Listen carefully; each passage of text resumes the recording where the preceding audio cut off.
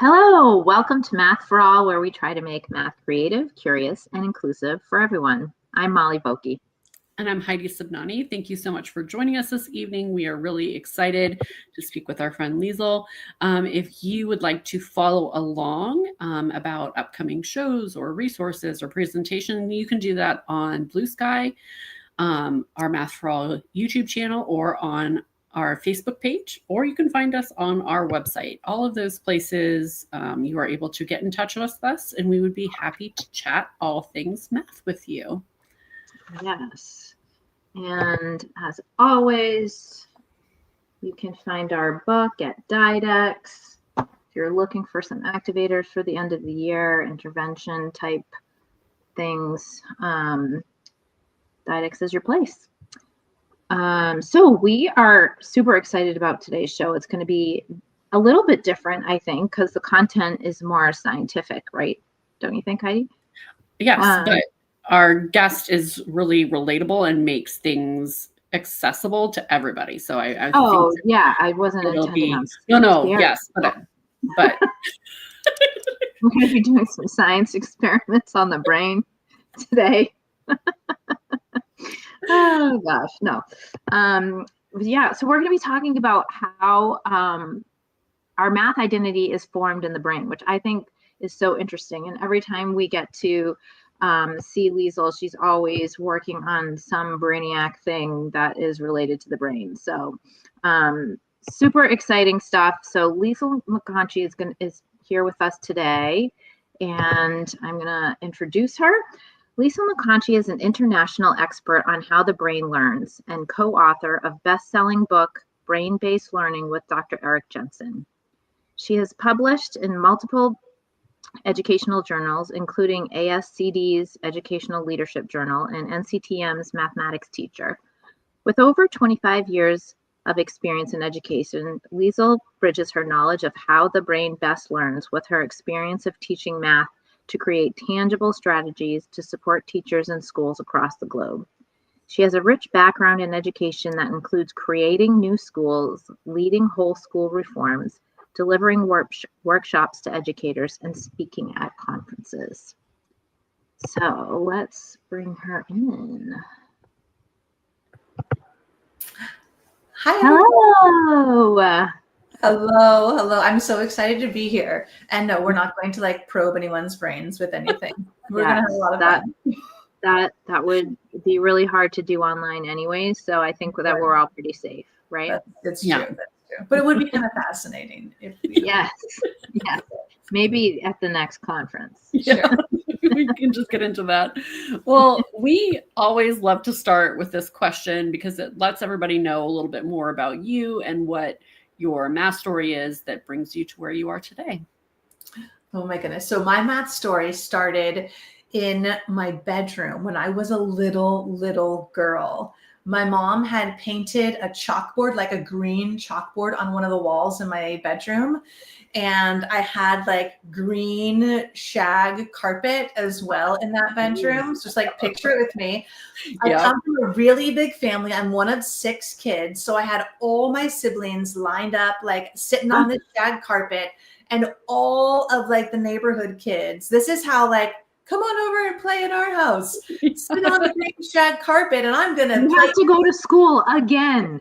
Exactly. I played school hardcore. Played school in my bedroom on this green chalkboard on the green carpet, and I just taught the thing that I love the most, and that was math. And I would teach all of these kids math. I would give them math worksheets. I had a graph paper that I made a little grade book in. This is I'm talking 3, 4, 5 years old. I had a grade book. I would call in the neighborhood parents and sit them down and have parent teacher conferences about how their child was doing. I was so hardcore. So surprise, surprise. I wanted to be a math teacher. So the first time is documented in ink is in my 5th grade yearbook, leaving elementary school, where, so you can imagine, this is in the 80s. So here I am trying to get the bangs going in my picture. Yes, Perfect. exactly. And I could never figure out those bangs, but man. Because you were supposed to do it like this and then spray. Oh. Curl it up, and then you have to spray it with like at least two minutes worth of Aquanet. Yeah. Right. So, well, where were you when I needed you? Well, not in San Diego. no. And so, like, if there it is, like in my yearbook picture, it's like black and white, like with a typewriter, okay? And it's like Liesl McConchie, my maiden name. And like every kid had their picture and then their ambition. So there's like, you look at like the page that my picture was on, and the ambitions are like to be a ballerina, to be in the NFL, to be like an artist, to be a high school math teacher. You know? So I just embraced it from a really, really early age, that I just loved math. I loved teaching and helping people understand math.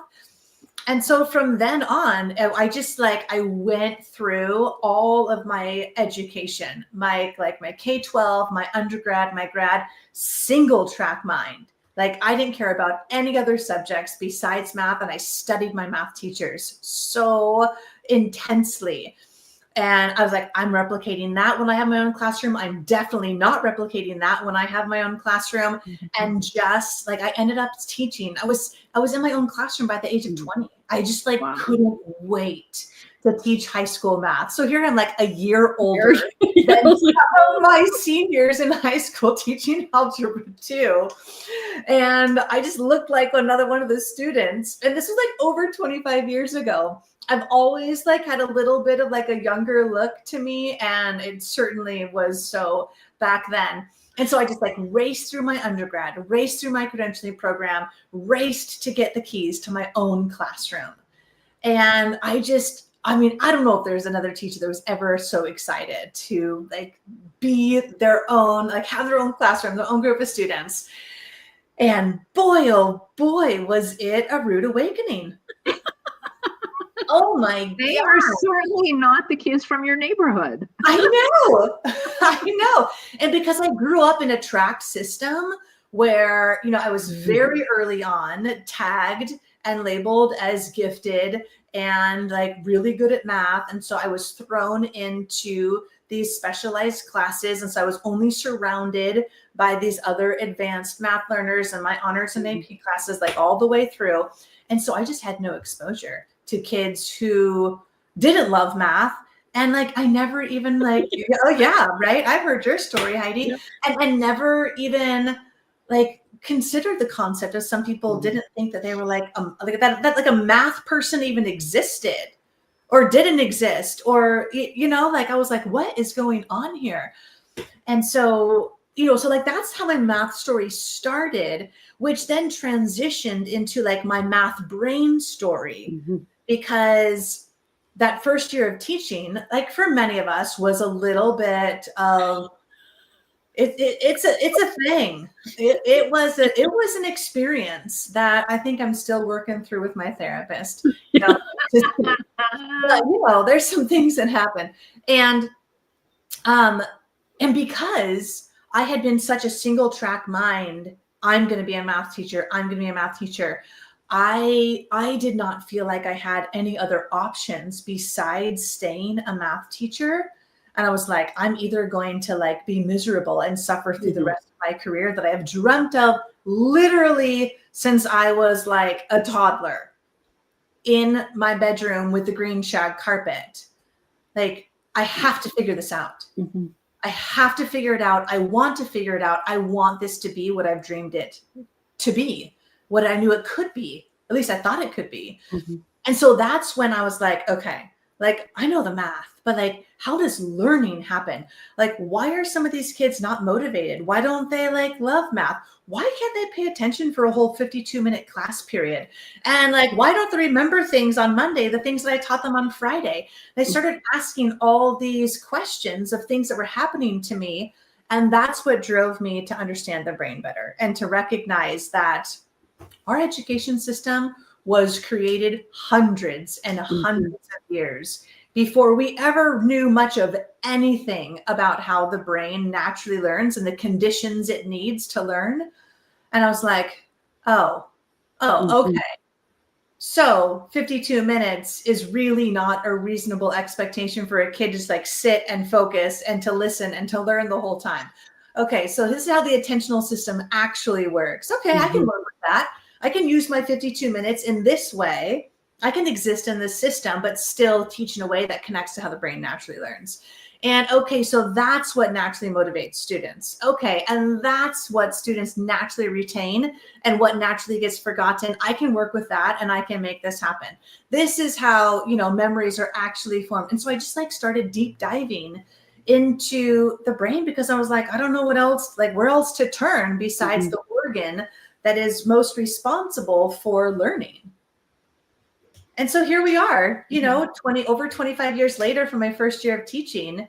And I couldn't love teaching more than I do now. I couldn't like respect the profession more. And I couldn't be more excited about sharing what I've learned about how the brain learns with other educators all over the world, because it makes teaching so much easier. It makes it so much more enjoyable. It makes the learning for our students easier. It makes it more enjoyable for them. And I really, truly believe that it is a huge part of creating a student-centered classroom, a student-centered learning environment. Is like, if we're going to put the student at the center, then maybe we should like, you know, really put them there, including the organ in between their ears. It's so crazy because all three of us have been through like educational programs and master's degrees plus like in this space. And I can't think of a single class like in its entirety that I took in undergraduate, graduate, postgrad, like where we actually looked at brain research on how kids learn. Like it might have been like a nugget dropped in for like a moment in a situation, or like educational philosophy or educational psychology, like little bits, but it's not actually about how our brains learn. Right. That's so interesting, right? Because and like you say it, and it sounds like so logical that that's how schools should be looking at teaching and engrossing kids in their subjects. But really, when schools were created, like that's an interesting thing to think about, right? And like when schools were first created, they weren't even really created for the general public. They were really only created for a certain few people. Yes, the elite.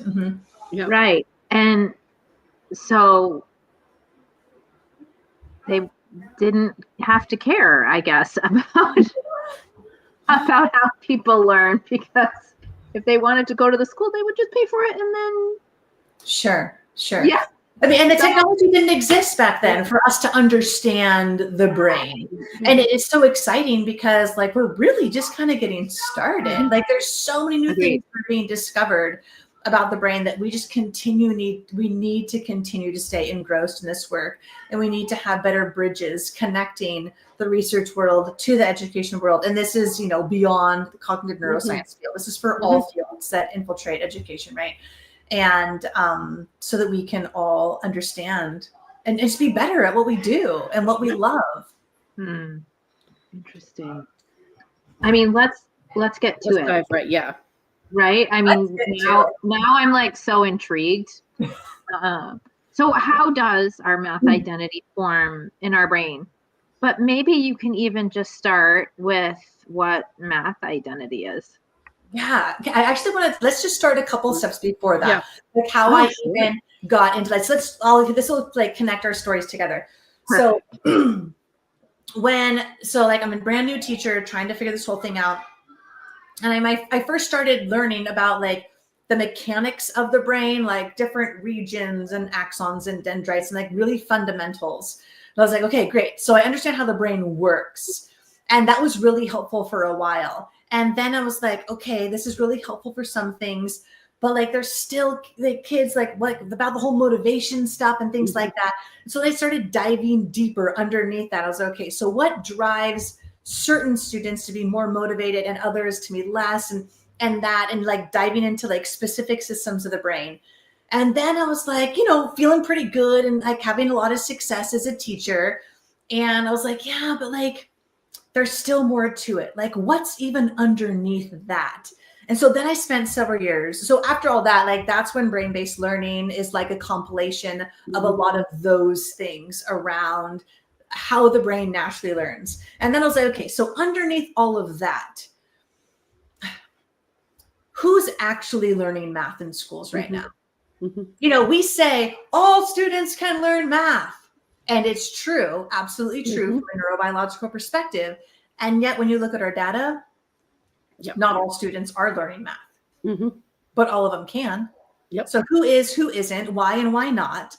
And so then I started diving into the research around like the unconscious elements of teaching, things like safety and belonging and allyship between student and teacher, and things like hope and these like untangible things, and how some of these things play a role in our math classrooms that implicate who is learning and who is not. And so then I spent like years talking about that and writing about that. Like I wrote an ebook about that that's just totally free that I give away, really diving into that. And I was like, okay, I'm always trying to like dig deeper. Okay, what's underneath that? What's underneath that? And so where I'm at right now is my fascination with math identity, which is how do I see myself in math spaces? Like, can I see myself in math spaces? Like when people say like, oh, I'm a math person, or like, I'm not a math person. Like you can't like, you can't not be a math person, but what I believe they're saying is that I can't see myself in math spaces. And like, that's impossible because like we're all in math spaces. What I really think it is I can't tolerate what I see when I see myself in math spaces. Like it's painful, it's uncomfortable, it's not what I would like to see. And so it's easy for me to say like, I'm just not a math person. Or like, I don't have like a math identity, but it's just because I don't like what they see when they see it. So I was like diving into all of this. And I thought I was going to write another, like 30-page ebook on this whole topic of, how do we help students form a positive math identity? I had like all these notes around like, like math affirmations and helping students feel really competent and helping build their confidence. And it was all about, like student efficacy is basically what it was. It was like all my notes. And I was like, okay, like I might have even like started writing it. And then I started like diving into the research more. And I was like, oh my gosh, I totally have this wrong. I totally have it wrong. And I was just kind of mirroring what we're seeing and hearing throughout math education, which is this very student, like individual approach to math identity. Like, your math identity is yours and yours only, and it's for you to form. And if it's not great, like it's on you. And so if you want a better one, like you're going to have to fix it. Pull yourself up by the bootstraps and like fit yourself into a math identity shoe. Like fit yourself into a Nike that says like, I'm a math person, or something. And what I learned is that, what I've always known, which was the foundation for this book, my next book that we'll talk about here in a little bit, is that a student's emotional relationship with math is foundational to their cognitive relationship with math. And so I like sharing that because it bridges my worlds together. People are like, Liesl, you're the brain girl. Like, you're the brain lady. Like, why the heck are you talking about math identity? Like, that's not your wheelhouse. Like, stay out of this space. And I'm like, no. How a student feels about math directly impacts how they do math, how they think mathematically, and how they perform academically in math spaces. And this connection between emotions and cognition is very, very strong. And like, I remember I started teaching, like I did my student teaching in middle school. And I remember being like, woo wee, can we just like wave a magic wand and just like poof, make emotions go away? Because they are getting in the way here in this middle school. But that's just like not how it is. The reality is emotions are everywhere. We can't wish them away. And if we wish away the ones we don't want, then we also are wishing away the ones that are really helpful. And so emotions can either be a brake or an accelerator to learning, and we want to find a way to use them as accelerators. So here's what I learned doing the research. Our identity is formed like right here in the prefrontal cortex. So right here, are people going to be watching this or listening to this? Mostly watching. Mostly watching. Okay, great. Okay, so here. Yes. Oh, I thought maybe she was going to get her green chalkboard out. And here is a sample of the carpet that I have used as a tapestry in my room. Okay, so here, for those of you who are only listening, I'm holding a scale model of the human brain built out of Legos. Different colors represent different regions. But we're going to take a look at like where our identity is formed in the brain. It is formed right here in the front. These are our eyeballs, right behind our forehead in the prefrontal cortex. So this is where like self-referencing happens. Me thinking about me in math spaces. It happens here in the prefrontal cortex. And what my research has shown, my studying of the research, I'm just going to rip your brain into pieces here. Yeah, that no feels great. Yeah. So this little middle region right here, what I should like, it's actually broken into all sorts of different subregions. So down here, like underneath, like if you could like dig there underneath your forehead, is a certain part of your brain. It's called the ventromedial prefrontal cortex, which just means like in the middle, down like underneath prefrontal cortex. And that part of the brain positions you in like time from like your past and your future. So it's like, am I in my early life? Am I young? Am I old? Like, how are my past experiences impacting who I am? How does like my hopes and visions for the future, how is that impacting who I am right now? And so what does all this mean for us as teachers? What this means is that when students walk into your classroom, two things are happening. There's actually four. We're just going to talk about two right now. One, all of their baggage that they have around math is coming with them. And it doesn't matter how much you try to sweep it under the rug or how much you try to just like ignore it and be like, fresh start. Welcome to the first day of 8th grade math or whatever grade you teach. It's a fresh start, everyone. It doesn't happen neurologically that way. Sorry. It all comes with them. All of their experiences, all the voices that they've heard, what their parents have told them, what their teachers have said to them, how they've done on all their math before, it comes with them. And that is strongly influencing their identity and how they see themselves as a math person or not. Simultaneously, this is where we get a little like, woo, what they see in their future also comes with them into our math classrooms. Now, the future hasn't even happened. However, their access to a vision of themselves in math spaces is still with them. This is where we start talking about like representational belonging and can I see myself in math spaces? Here, let me share a quick example. So remember how I said like I grew up in a tract education system. So by the time I got to middle school, I was like in the accelerated math classes, right? From then on. So my 6th grade math teacher was a white male. And my 7th grade math teacher was a white male. And my 8th grade math teacher was a white male. My 9th grade math teacher was a white male. My 10th grade math teacher was a white male. I mean, how long do I need to keep on going? Yeah. Right. Like thinking all the time you only had that. Yeah. And so by the time I got to be a senior in high school, I'm like filling out my applications for college.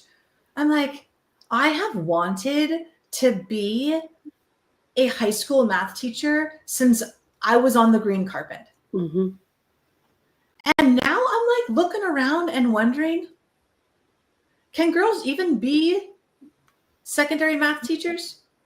Because I sure haven't seen one yet. Mm-hmm. And that's what we mean by like how their vision for their future, how their future impacts their current math identity. I was like, I thought I was a math person. I'm still like really doing good at math, but like who I want to be in math spaces, like I'm not sure if that's even possible. And so this part of the region, this region of the brain, this ventromedial prefrontal cortex, is like taking all this information and forming our sense of self every single day in our math classrooms. And so it's important. What it means for us as teachers is, one, we have to be able to create safe spaces for students to share where they've been with math. Mm-hmm. And some teachers are like, yeah, Liesl, but like, I don't have time. What am I supposed to do? Just like have one-on-one conferences where they like spend an hour talking about their whole like math history? Like, no, you don't have to do that. But you can, hey, once you finish this little pop quiz, or once you finish like this assignment, just on the bottom of your paper, write your response to this prompt right up here on the board. The prompt that says, what's something that happened in your math class, like in a math class, you know, in years before, that was like a hard no for you, or that was like totally bad, that you hated, something that you really loved, that really worked, something your teacher did that you really didn't like or did like, you know, like you could have a whole collection of these to just like quickly start gathering some information about any past math trauma that they might have, what's been like successful for them, how they felt about math back then. And lots of activities. I have lots of activities that can take like 5 to 10 minutes to help you explore your students' past experience with math. Looking at the future, similarly, we need to help all students be able to see a vision of math people where they feel included. You know, one of the articles I've written for NCTM is, what do we call it? Drawing a portrait of a math person. Oh, yeah. Rare, you know, you like have students, it's like really quick activity. Like, hey, just like when you think of like a math person or a mathematician or someone who's good at math, what's the image that comes to mind? Like draw that stick figure, you know, just take 90 seconds, quickly sketch that out. I mean, you could guess what those characters look like. Yeah. What would you guess? There's a lot of I've gotten a lot of Einsteins. I've gotten a lot of at the chalkboard men, primarily, often glasses, on their own. You know, that's the first thing that usually comes up in front of a board with lots of writing that seemingly doesn't make sense. Right. Like all the most like complicated stuff that like most people don't interact with. Yeah. And that's been my experience every time I've done this activity as well. And so if that is the picture that our students hold of who is good at math, I mean, how many of your students match that picture? Right. None of us. So as you're talking about this and you're talking about that deeper place in the prefrontal cortex, I'm thinking to myself, like, okay, so if they're having a traumatic math experience in whatever year of schooling, but then they're in their reading class and they're really having a wonderful experience in reading or in art or science where they're doing experiments and feeling really productive there, or whatever, it's almost like competition for that feeling of acceptance and good and success, right? So there are seemingly more traumatic experiences in math than in other subject areas, at least reportedly by any person who talks about math in front of anyone in the universe. Right? I mean, so like you're essentially in competition with other subject areas for that spot in the brain that holds that identity, and math doesn't seem to usually fit the feel for positivity in that area. Right, because traditionally our math spaces have been defined very, very narrowly in terms of like rightness and how you do it with. And say it again, Heidi. And quickness. Yes, quickness and rightness, and this is how you do itness and whateverness that we know of that like defines the really thing. Whereas like reading or like, you know, your own writing and your own art is completely, you know, there's freedom there to be yourself and to express yourself and your own interests and making those connections. And we have a lot to learn from those other subject areas in the work we do with math. And so, you know, this is where really simple activities of introducing students to people who match their identity, who are like out there doing some good stuff with math.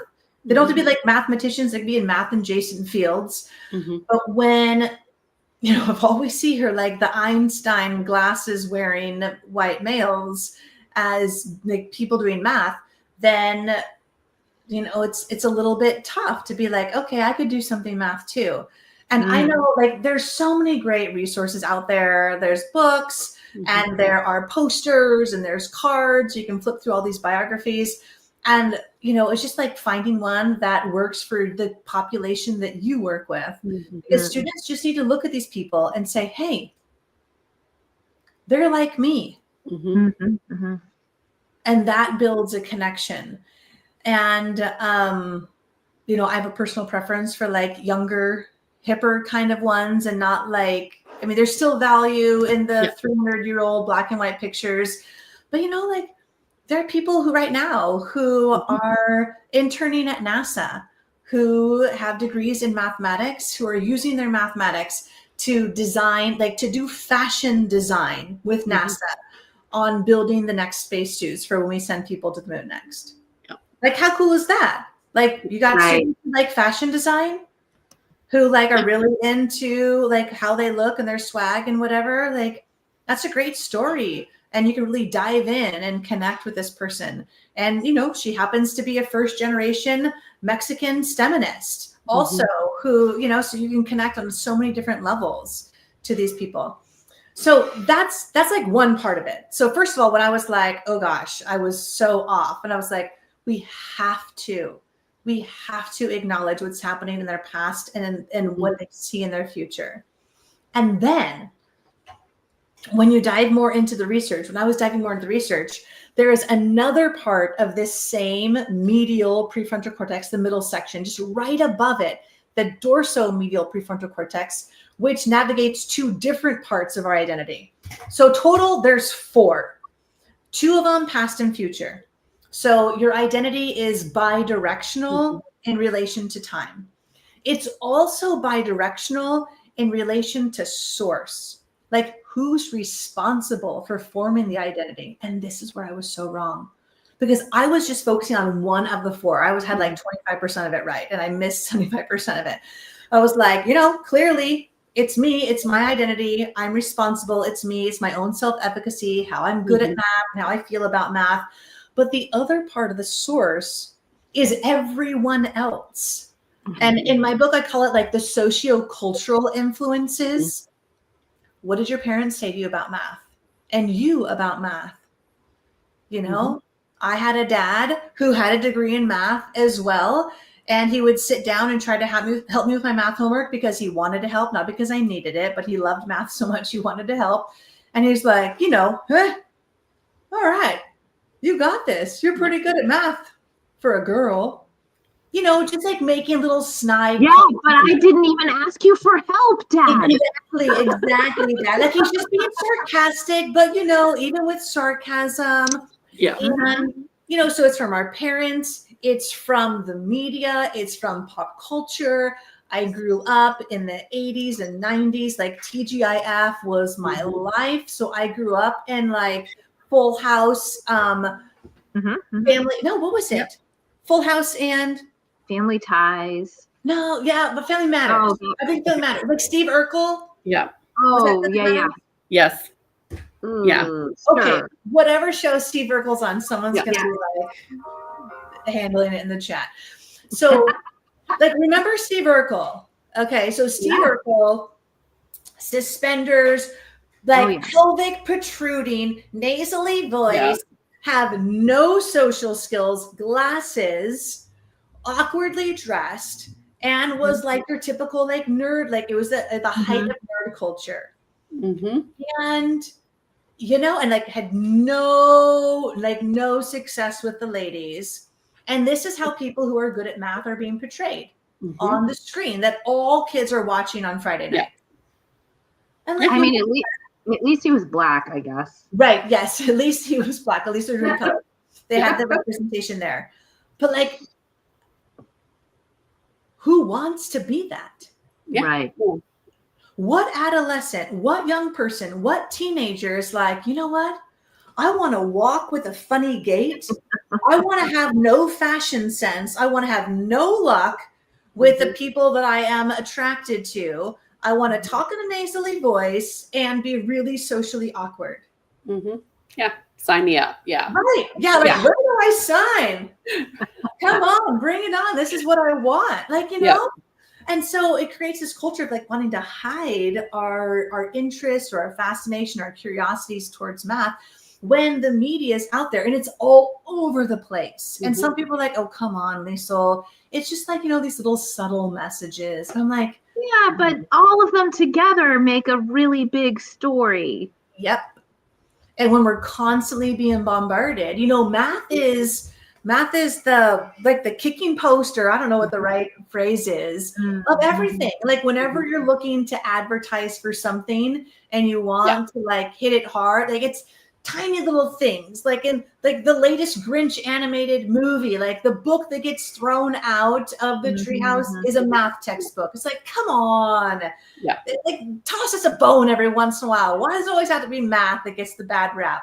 But those things, they build steam. And the brain absorbs these unconscious messages over and over and over again, to the point where we start like adopting these messages that this is what math people are being good or liking math is really all about. And no one wants that. And so like math needs a makeover, you know, as how a makeover. But also, like, if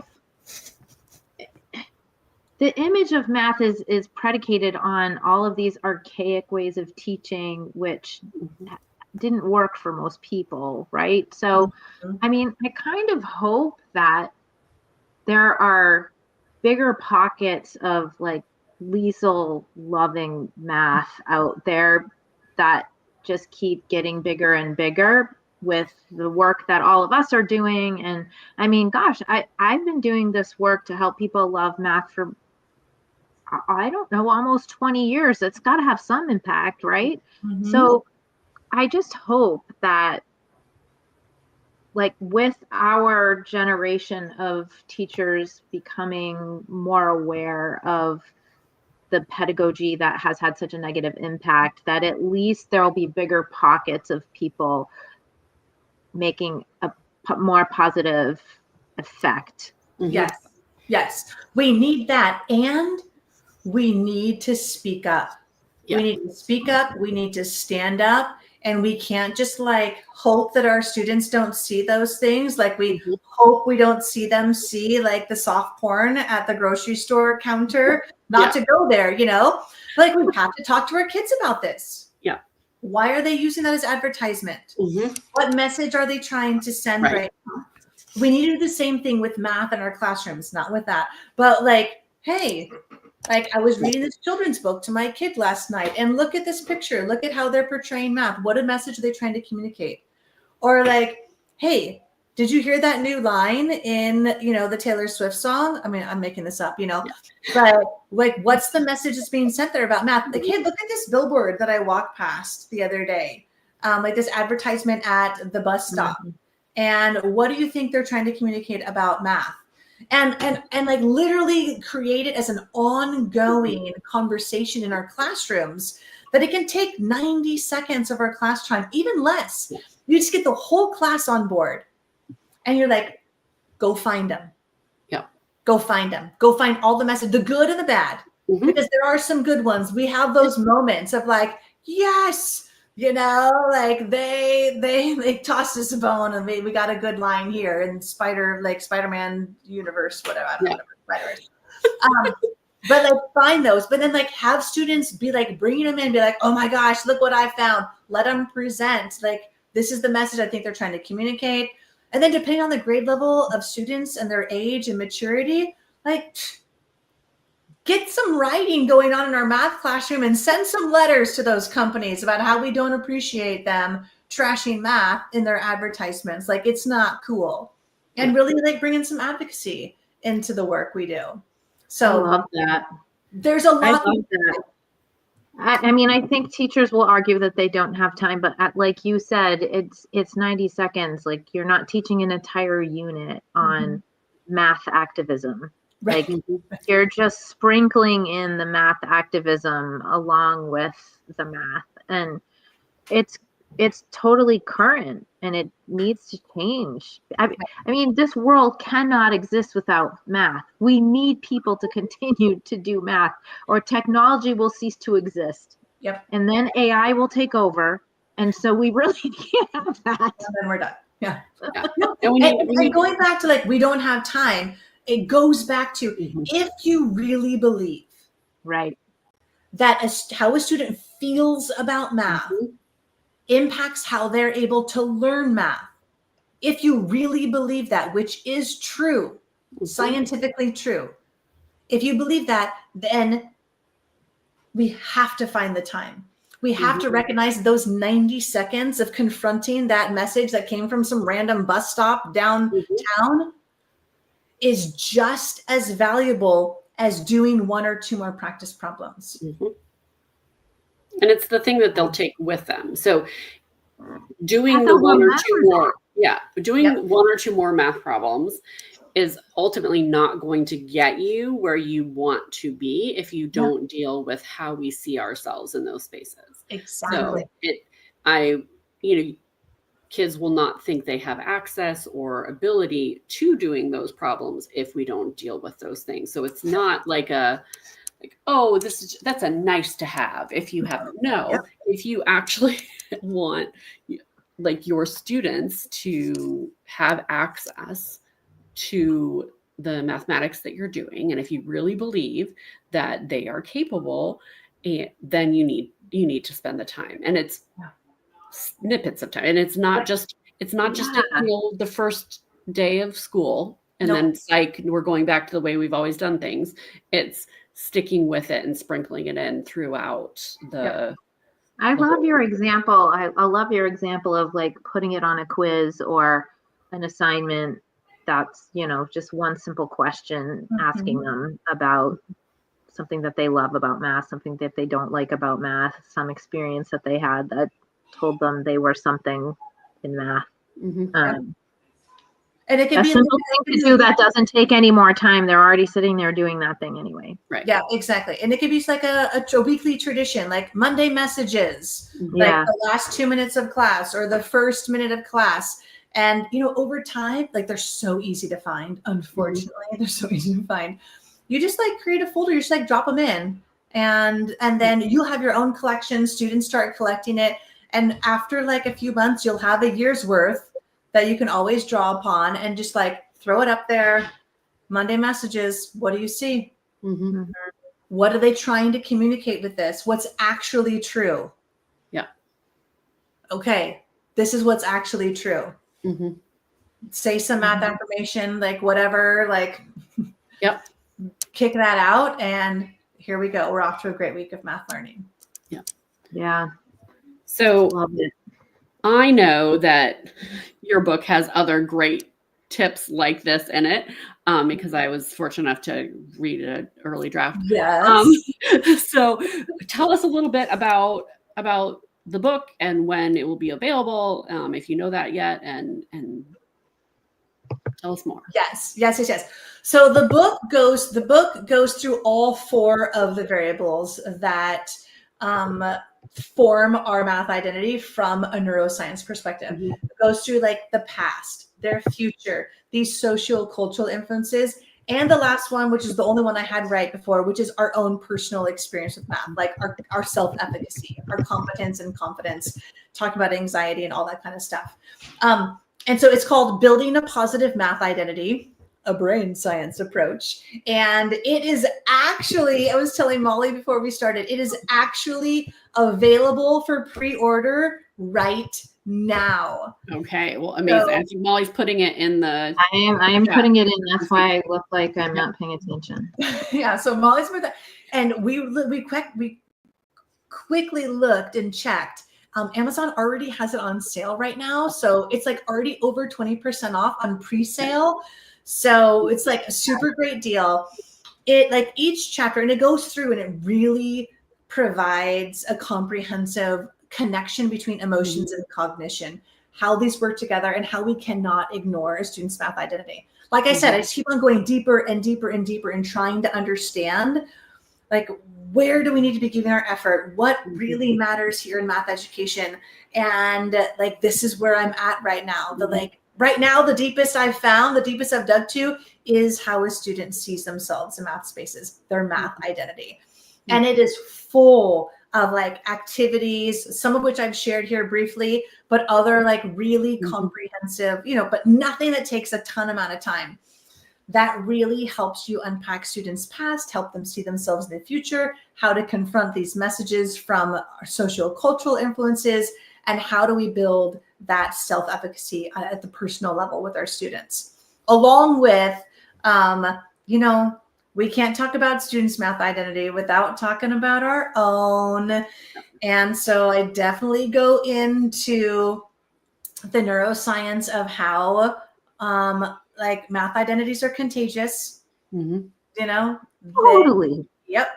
It can be handed down from generation to generation, generation to generation. And keep going, and generation to generation. It can also be passed around the classroom. Teacher to student, student to student. Yes. Heidi knows all about that research. And so we go into that and like what we can do as teachers to help make sure that what's happening inside our four walls is really helping to build the math identity that we want. As well as like looking, like I go there. I really go there with some pedagogy as well. And I take on the big controversial topics of things that are happening in classrooms around the country and around the globe that have a really big impact on students' math identity. So I get into the science and the research and what we need to do around like timed math tests, ability grouping, around a lot of pedagogical topics and what to do instead. It's not like a bashing session without an alternative, more brain-friendly, identity-friendly approach. So there's a lot in there. It's I mean, I haven't seen it yet, but it's a pretty big book, I think. Well, maybe like average. I don't know. No. But I'm really proud of it. I'm really excited about it. I just want it out in the world. I really, I wanted this. My vision was for this to be done like 2 years ago when I thought it was going to be a short ebook. But I was like, I have to do this right. And so I needed to learn more and I needed to grow myself and really make sure that I was not missing anything. And so I will always be learning and growing. But as of right now, I feel really confident that it is a really powerful contribution to the field of math education. It absolutely is. And you've referenced in a couple places other ebooks that are freely available. I know you have a website where people can learn more about that and get those resources in addition to the most recent book that is coming out. And so I recommend everyone checking those out as well, because it'll really give you some great ideas around motivation as well, which I think is really critical during the time that we live in. So it's all really, really amazing stuff. And I highly recommend the book. So the one that's coming. So pre-order, basically is what I'm saying. Thank you, Heidi. And I also, because you can only put so much in a book. So what I also have is that works beautifully in companionship with the book is I have a full, the word is coming to me. I have a full curriculum that focuses purely on a math identity, that really like scripts out the lessons. Here's the supplies you do. Here's how you can do this. Because I know for some of us, it's like, how do I do this? I don't have time to like figure this out. So it's like, here it is, ready to use, this supplemental curriculum that really dives into all 4 of these buckets, all 4 of these variables, to speak mathematically, all 4 of these variables that form our math identity. And so that program is called Math with Me in Mind, because it really is a curriculum, a supplemental curriculum that really centers around the student and their identity. So that is something that people can check out as well. And that's available now while we wait for the book to be printed. But pre-order it. Yeah. I can't wait for everyone to see it. I'm excited for you because as you were kind of describing the book, how you're like really diving into some of the pedagogical things that could be seen as controversial. I mean, people need to understand that like we do what we know how to do until we learn that that thing is not productive or not helping, and then we learn something else to do. So, you know, we're always becoming better versions of ourselves, and hopefully your book can help people to become a better version of themselves in any number of ways. I mean, just knowing you makes me a better person, because every conversation we have is, you know, wonderful and productive and positive, and who can say that about many people in today's world? Thank you. I mean, I think I wrote this book, like these are things, and my other book too, Brain-Based Learning, like these are things that I wish I knew when I was first starting teaching in those early years, and things that I just figured out. And, you know, maybe someday I'll be brave enough to share how many of the things that I wrote about as being really ineffective that I actually did as a young teacher and have learned. All of us. Right. Like so many of them. And it's like you said, Molly, like when you know better, you do better. And I just love learning about learning and always want to be learning how to be better at what we do, because I really believe that education is the most important profession in the world. And it is like education is the foundation of all personal and societal growth. When we learn something new, like this is how we get better. And when we learn something better, we learn something new as a society, then we can be better as a society. And so the work that we do is so, so critical for the advancement of humanity. So for everyone who's listening, thank you for choosing the profession of teaching. Don't let anyone tell you it's not important or a valuable profession. Like the work you do is so important. And no pressure at all, but really the entire nation is in your hands, and all of humanity is in your hands for us to become better. So no pressure. But we're all in it together. We are linking arms. Yeah. 100%. Well, so appreciate you giving us your time today. Always a pleasure to talk to you and hear about your latest research, and whatever you're doing is always exciting and pushing forward. Thank you for letting me like be so excited about this. It's so we have been looking forward to this. So yeah, we really have. And thank you for creating this space for teachers to come and to gather and to learn and listen and be in community with each other. We need more of that. Yeah, we certainly do. All right. Thank you so much.